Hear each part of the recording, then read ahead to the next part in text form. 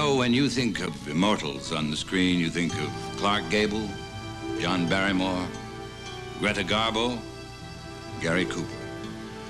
But no star ever shone as bright as that of Humphrey Bogart. Now, this is Edward G. Robinson. I remember when Bogey joined Murderers Row at Warner Brothers Studios. This is James Cagney.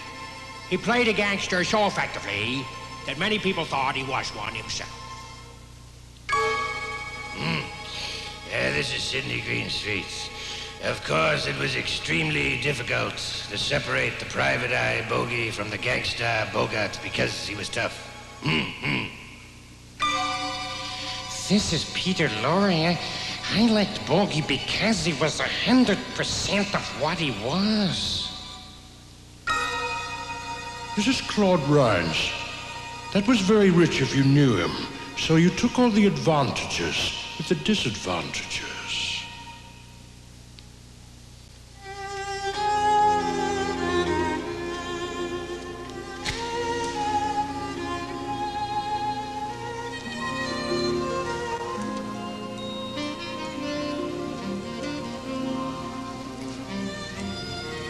This is Humphrey Bogart.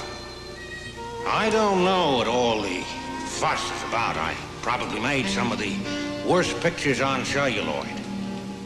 I was just an actor doing my job. I wasn't a pretty boy nor a conventional leading man. And on top of it, I probably violated every rule of the movie business.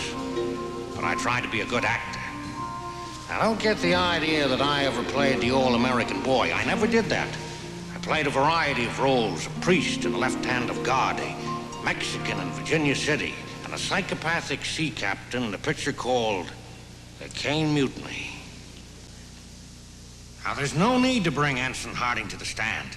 I know exactly what he'll tell you. Lies, nothing but lies. They were all disloyal. I tried to run the ship properly by the book, but they fought me at every turn. They were all against me. Take the broken tow line.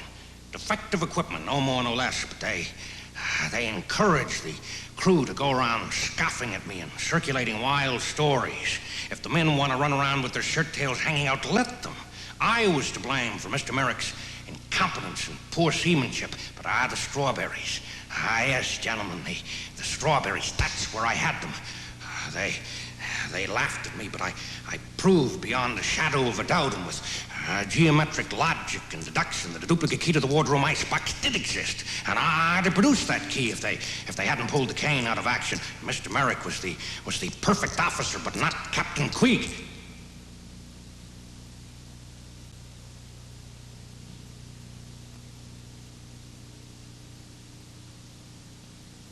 Naturally, I can only remember these things from memory. If I've left anything out, ask me specific questions, gentlemen, and I'll be glad to tackle them one by one.